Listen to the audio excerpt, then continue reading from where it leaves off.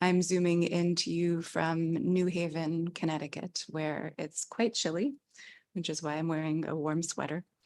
And I'm also really grateful that it's quite sunny. You can see the sunshine coming in through my window. And I hope wherever you're zooming in from that there's some warmth and there's some light. So we are going to start today's sit with text, and then we're going to shift our attention to our bodies and our breath. And so while Jordan pulls up today's source sheet, just take a moment to get comfortable, maybe shifting in your seat, maybe a stretch, taking a moment to arrive fully, or as fully as is available to you today.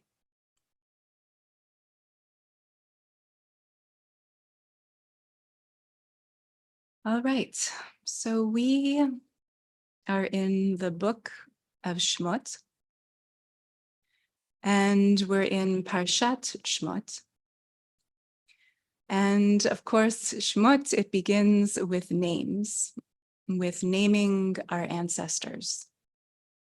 Reuven, Shimon, Levi, Yehuda, Issachar, Zvulun, Binyamin, Dan, Naphtali, Gad, Asher, and Yosef. The parsha begins, Ela Shmot B'nai Yisrael. These are the names of the sons of Jacob. These are brothers who become households, and households who become tribes. And tribes that become, sorry about that. And tribes, as I was saying, that become a nation that stretches forth through time to hold us to. Shmot opens with the names of our ancestors, and these are ancestors who we read become prolific. Their families grow so much that the land of Egypt is full with them. So we really get a sense in the first 7 verses of the Parsha of rootedness and strength and continuity. And then comes verse 8. A new king arose over Egypt who did not know Joseph. Verses 1 through 7, rootedness and continuity and strength. And then with verse 8, there's a shift in tone, a shift in feel as the villain of the story arrives on stage. And this is a villain who saw threat in how our ancestors flourished. You may be seeing my sweet dog, Tuna, walking by. The story here is written in such a way that it's quite hard to see Pharaoh as anything other than an enemy. But I'd like us to try something else today. What if we see verse 8, a new king arose over Egypt, not as an abrupt shift, but instead as a continuation of Ela Shmot B'nai Yisrael. These are the names of our ancestors. So what if we think of Pharaoh as one of our spiritual ancestors? What do I mean by this? Well, when we call someone an ancestor, it's an invitation to explore our shadows in the lengths cast by their shadows, and explore how their light sparks our light. When we treat someone as a spiritual ancestor, we see their imperfections, and we see those imperfections with compassionate curiosity. When we see someone as an ancestor, we treat their lives as Torah, something to be examined and re-examined from many angles, and something to be learned from. So let's, for a few minutes, play with this idea. Pharaoh as one of our spiritual ancestors. Looking at him through a lens of curiosity and compassion, what do we see? Well, we see his fear. Pharaoh comes to power, and his first words to his people are, "Look, the Israelites are much too numerous for us. In the event of war, they may join our enemies and rise up." From the very beginning, Pharaoh can only see threat. He feels himself to be small. He feels himself to be vulnerable. And for him, that's an uncomfortable place to be. So what does he do? Like many of us, when we feel small, he tries so hard to wrench history onto a different track than the one that he fears. And Pharaoh also invites others into his fear. He asks the Egyptians to oppress the Israelites with hard labor. He demands the help of midwives, but he never feels any less vulnerable. And so finally, as we see in verse 22, he commands all Egyptians to throw every boy that is born into the Nile. And if we look down to Masechet Sota's treatment of this verse, we learn that this extended to Egyptian babies too. So from his place of fear, Pharaoh begins to destroy his own people. Pharaoh longs to eliminate the possibility of his own vulnerability.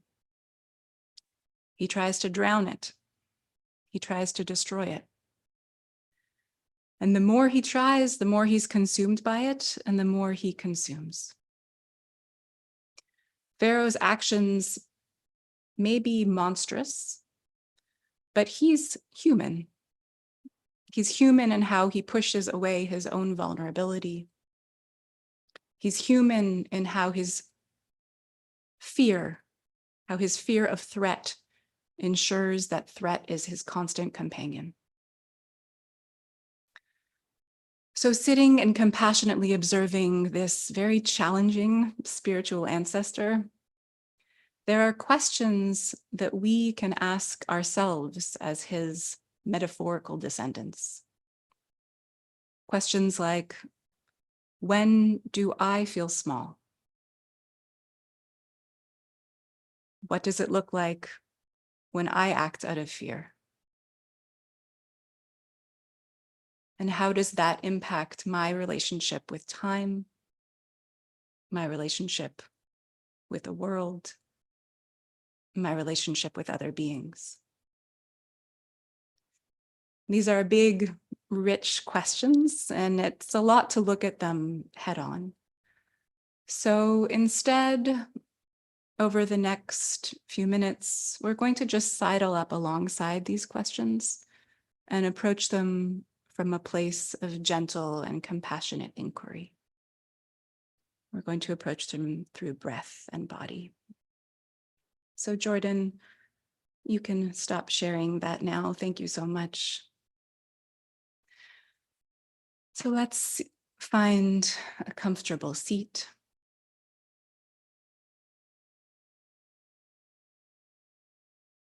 Maybe closing the eyes, or if you prefer, just finding a soft gaze.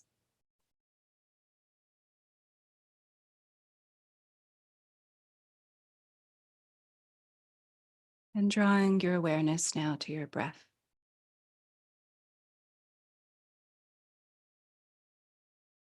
Noticing the inhales, noticing the exhales,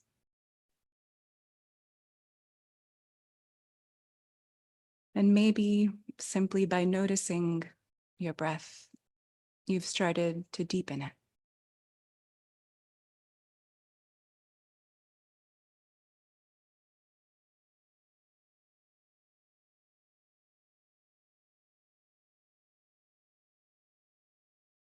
And as the breath deepens, knowing that the breath will keep coming, knowing there's no rush in this.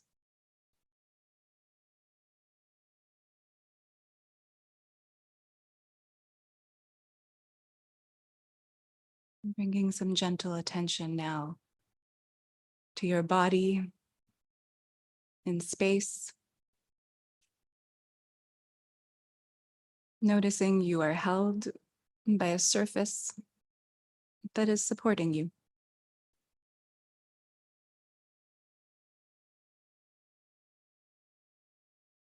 We're going to start a slow body scan now together, which I will guide you through, and no, there's no rush. As we start with the feet and move slowly up the body, we'll be asking the question, is this where fear is sitting today? Exploring the question, is this where fear is sitting today? So starting with the soles of the feet,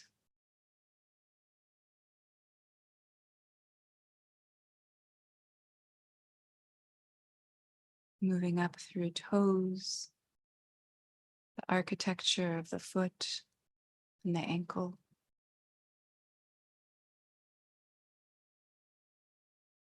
It helps to bring a little bit of movement to those places that you're bringing your attention to. An invitation to do that. Is this a place where fear is resting in me today?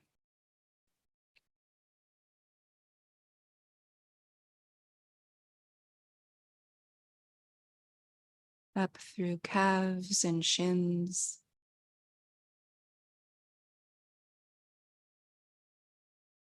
knees, the long, strong muscles and bones of the thigh.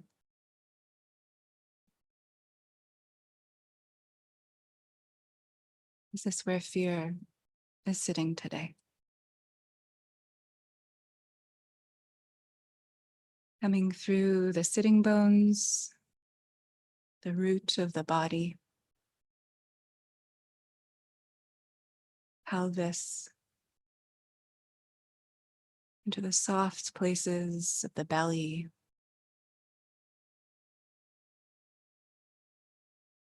asking a question that is without judgment, only compassionate curiosity. Is there fear in this space in me today?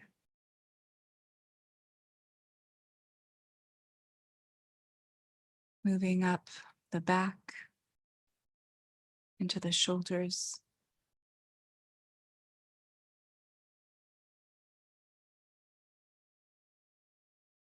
and down the arms into the hands. Is this where fear is in me today?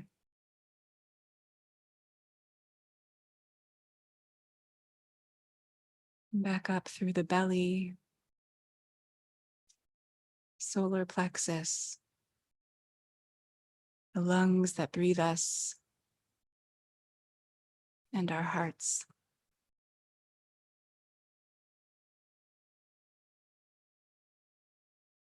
Up through collarbone,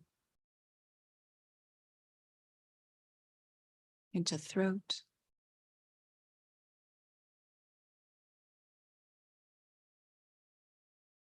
into our necks,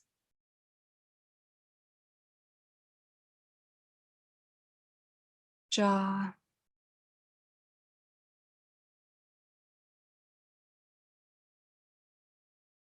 face, the sensing organs of the eyes and nose and ears, and forehead, and coming to the top of the head.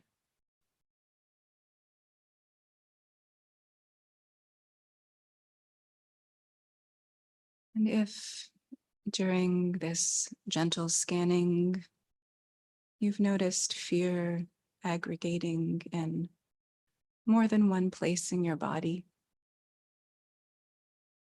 just choose one to focus on over the next few minutes.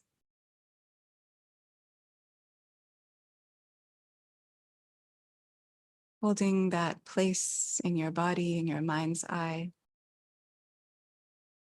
looking at it with a gaze of compassion and curiosity.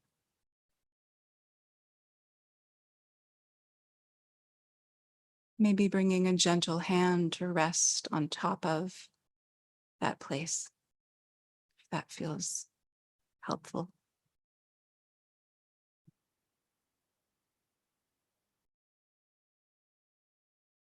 So a question now to continue to engage with compassion and curiosity without a need to change any fear. In this space that I'm exploring,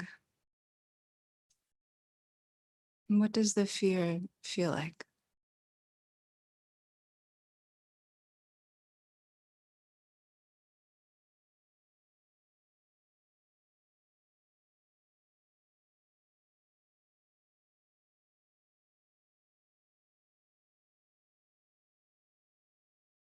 In this pocket or this place where fear is resting in me today, does it have a shape?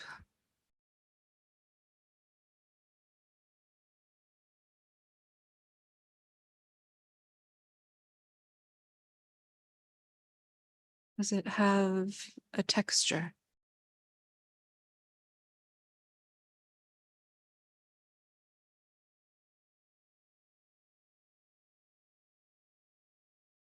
Does it have a color?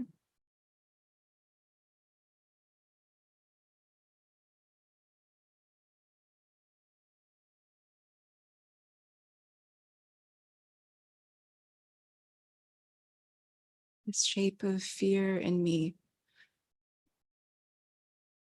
is it making a sound?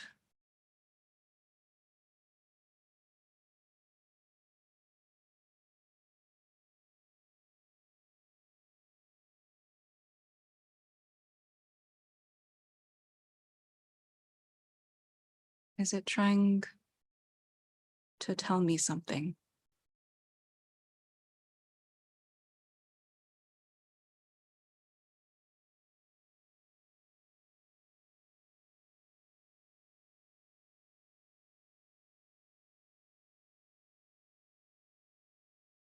Is there a purpose to this fear?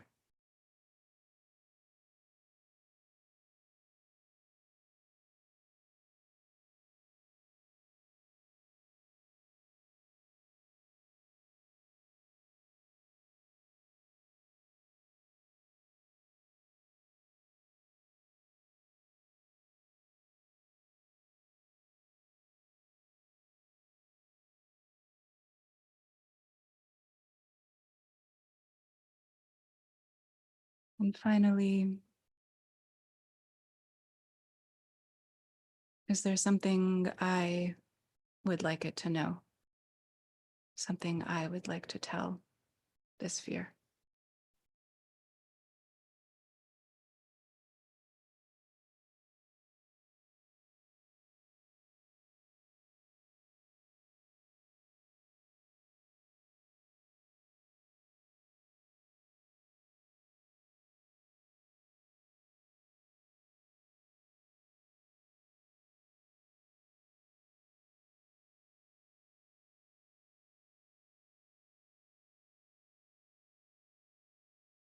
Taking the next few minutes to continue this exploration on your own. Any other questions or curiosities you're holding?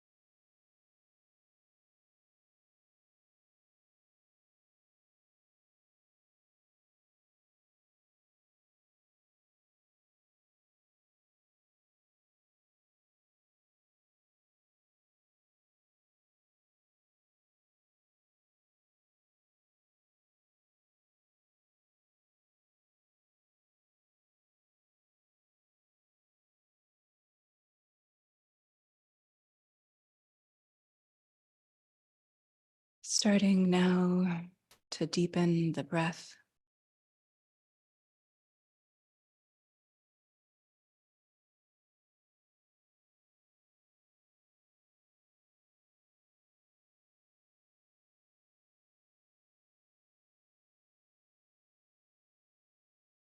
An invitation to bring a gentle hand or both hands to your heart.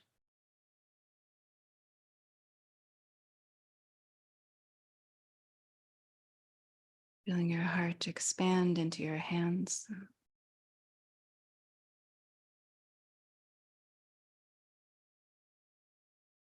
Gratitude for your capacity, your bravery, your ability to explore hard things with compassion and curiosity. Gratitude for this community of practice.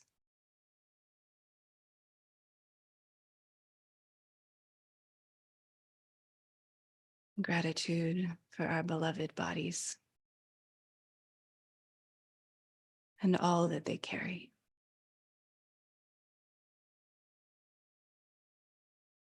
Oseh shalom bimromav, hu ya'aseh shalom aleinu, ve'el kol Yisrael, ve'el kol yoshvei tevel. May the one who creates peace in all realms bring wholeness and ease for us, for all the descendants of Israel, and for all who dwell across our great earth. And let us say together, Amen.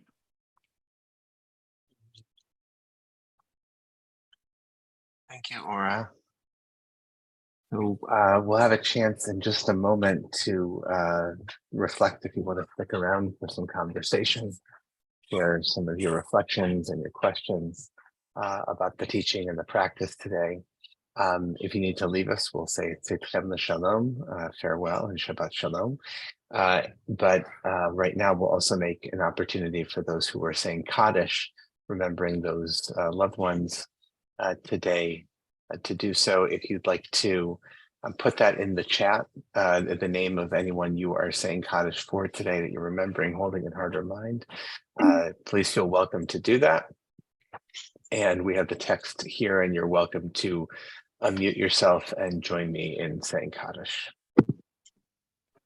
Yitkadam, Yitkadash, Shemi Rabba, Be'alma, Divrach, Hirutei, V'yamlich, Malchutei, V'chayechon, V'yomechon, V'chayei, V'chol Beit Yisrael, V'hagalam, V'zman Yitiv, V'imru, Amen. Yehei Shmei Rabba Barach, V'Amen. Yitbarach, V'yishtabach, V'yitfa'ar, V'yitramam, V'yitnaseh, V'yithadar, V'yitpeh, V'yithalal, Shmei V'Kudshah Brichu, La'ela Minkol Birchata V'Shirata Shbechata V'Nechemata Amiran Ba'alma V'Imru Amen. Hey Shmama Rabbi Shemaya V'Yoko Aleinu V'Al Yisrael V'Imru Amen. Shalom Mivrama V'Yaseh Shalom V'Al Kol Yisrael V'Al Kol Yoshvei Tevel V'Imru Amen.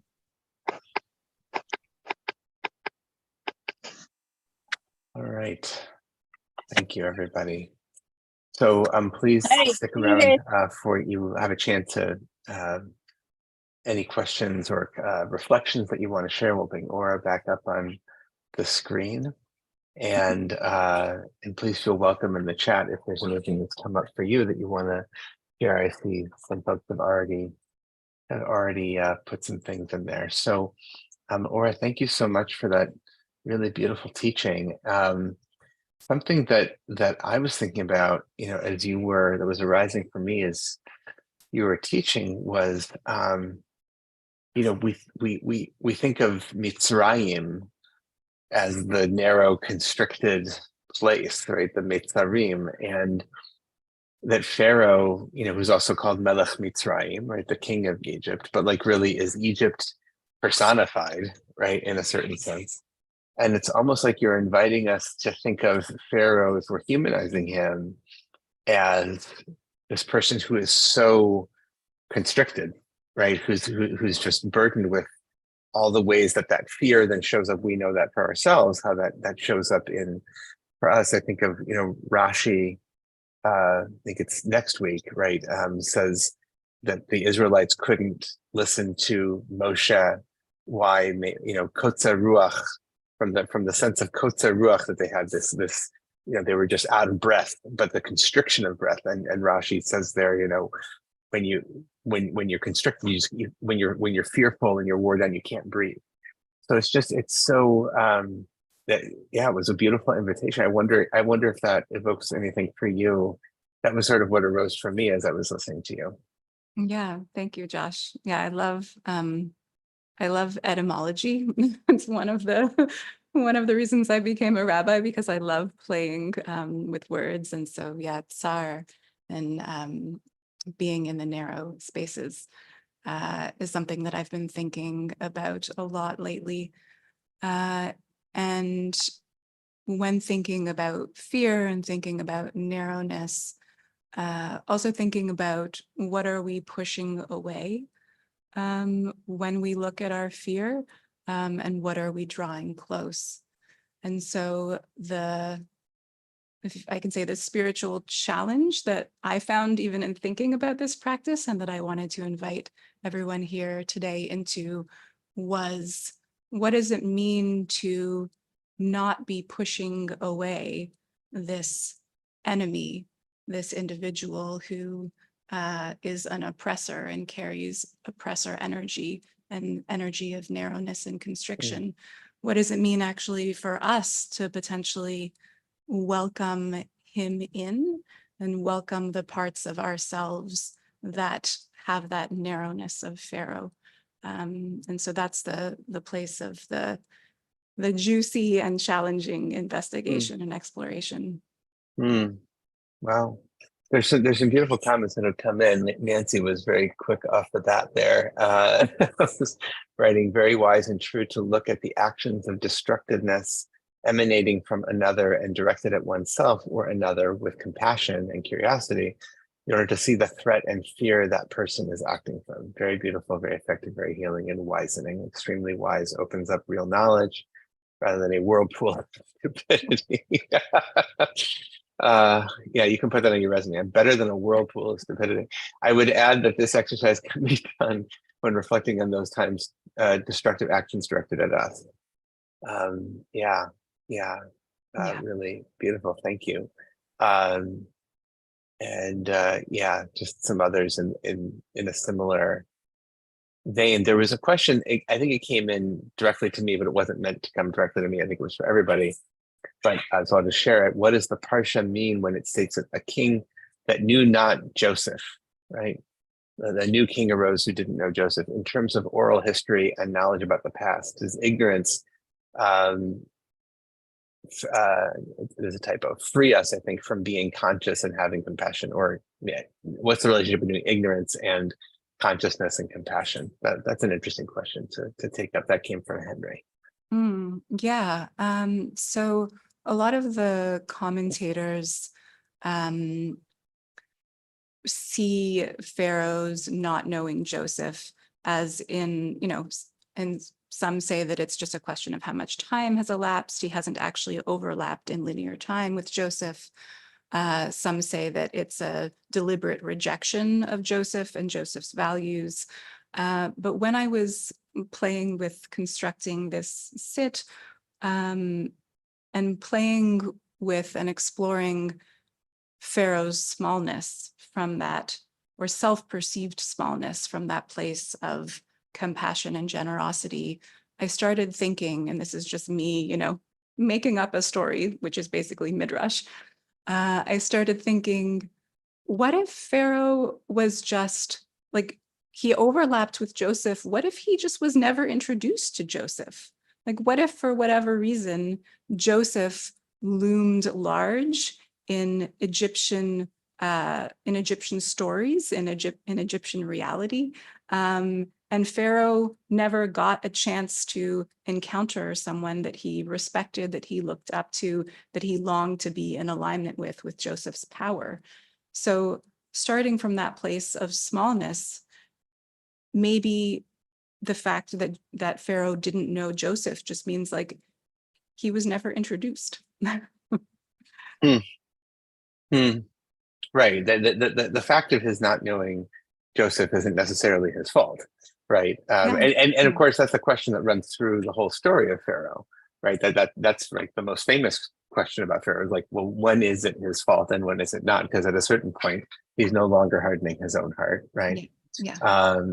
And I guess that does go to a question that I imagine, comes up for others. It certainly comes up for me, is like, at what point does conversation about accountability and responsibility enter into a practice of compassion, right, and understanding? I think I want to invite you maybe to just reflect on that. I don't want to put words in your mouth. I don't think that we're necessarily excusing, right? It's not an attempt to excuse bad behavior by understanding its roots. Right, we're not looking to deflect responsibility or accountability from someone. But I wonder if you just want to reflect on that piece for a second. I do, but I just saw something come through in the chat. Okay. And I want to speak to Jill's question because it feels so, which is related to Susan's question also, I think. I think that's sort of what I had in mind with mine too. Yeah, exactly. Yeah, so Jill is saying, I'm struggling with this. I'm a direct descendant of people who were murdered in the Holocaust. I have Nazi documents with family names on them, death lists, etc. What do I do with the fear of anti-Semitism? I want to feel compassion. I also want to protect our tribe. And I imagine, Jill, your question resonates with a lot of us, definitely resonates with me. I'm a grandchild of Holocaust survivors, and I've spent a lot of my life in my rabbinate thinking about what to do with fear and what to do with compassion, and who is in our family and our circle of care and who is outside it. So I'd love to talk with you or anyone more about this. I work now as a climate change chaplain, and the name of my practice is Exploring Apocalypse, which is a challenging title, but it's based in the original meaning of the word apocalypse, meaning to uncover or to reveal. So I work with folks in exploring questions of what is this time with all of the fear that is arising, both because of climate change and because of other shifts in society that are happening, because of war, because of threat. How can we face our fears with compassion and generosity, and in a way that grounds us? So because I can't answer Jill's question al regel achat in the next couple minutes, I'm going to say, please feel free to reach out to me, and I'd be happy to explore this more with you. Okay, so Josh, and should I go back to your initial question? Yeah. I think if you just want to, I mean, yeah, if you want to think about, like, just give you a chance to reflect here with us about these questions of what's our posture vis-a-vis, or what's your posture? But how do you think about questions of responsibility and accountability from a standpoint of curiosity, compassion? What do you do with Pharaoh? What do you do with Pharaoh here? Right. Yeah. I think what I'm doing with Pharaoh today is trying to see him in his child self. So a wise teacher of mine shared with me many years ago that whenever we are acting from three ages in ourself. We can be acting from our child self, and the child self just longs for connection and closeness and acceptance. Or we can be acting from the teenage self, which longs for a tearing down of systems, and longs for meaty rebellion. And then from the adult self, which integrates with love and care the needs of the child self and the teenage self, and comes to a place of settled agency.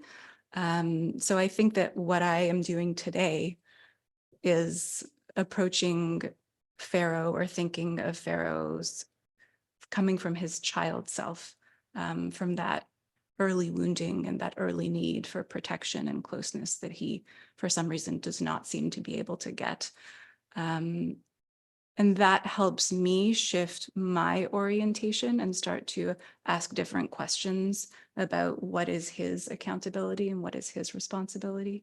So that's just the seeds of ideas today. I think, like, these are such big questions. And I wish I had a chance to hear from every one of you what your answers are, because I know there's a lot of wisdom in this room. Yeah. Right. I think a version of this question to me comes up pretty much on every sit that I'm on right now. Certainly, Yeah. like I think post October 7th, right? This is a question that a lot of people are really holding, and we're hearing it in some of the chat. But I feel like I generally host about once a week, and it feels like some version of this question is being asked. It's really live for people.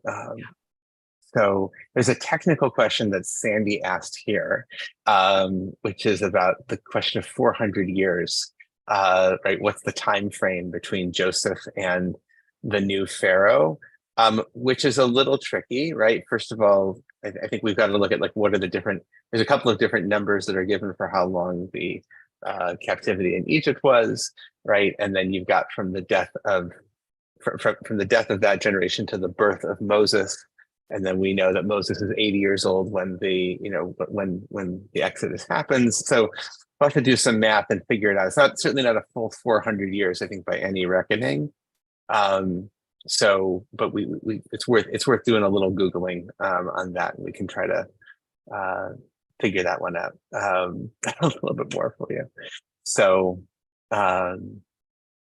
yeah, okay. Maybe there's one more. Yeah, I'm so just go ahead. responding to, whoops, to Tish's question of my contact information. So Okay, great. So we'll put that in there. that's- And then there was one more question from Lori here. I tend to err on the side of empathy to my own detriment and loss of boundaries. Would you please speak to the balance of chesed and gevura in your Pharaoh example? Oh, great question, Lori. Yeah. Lori, me too. In your last minute, this is your doorknob question right here. Yeah, me too. Me too. Okay, the balance of chesed and gevura in your Pharaoh example. Lori, I'm actually going to maybe temporarily sidestep that question. Can you put your email in the chat? Because I have a whole drush on chesed and gevura that I'd love to share with you. And that will allow me to share my thoughts more deeply and not have to answer this very challenging question on the spot. So I hope Very you'll skillful. indulge There me. you go. And then Leah will just answer your question, then we're going to wrap up because at least I have to go make challah. So about I've never heard about Egyptian babies also being killed. So that was from that's not in the text. That was from a midrash that's brought in the Talmud, right? That was on your that was on your source sheet, right? So just to clarify, other people want your drushing here. So Great. Gail as well. Yeah, feel free to email me if I don't end up getting to you. So it's Rabbi Orank @gmail.com. All right, thank you so much for this teaching. So great to have you here, and so glad you could be with us. Thank you, everybody, for being with us today and this week. I want to wish you a Shabbat Shalom. Hope it's a restful and peaceful Shabbat, and we'll be back here on Monday, same time and channel. Okay, so thanks, everyone. Shabbat Shalom.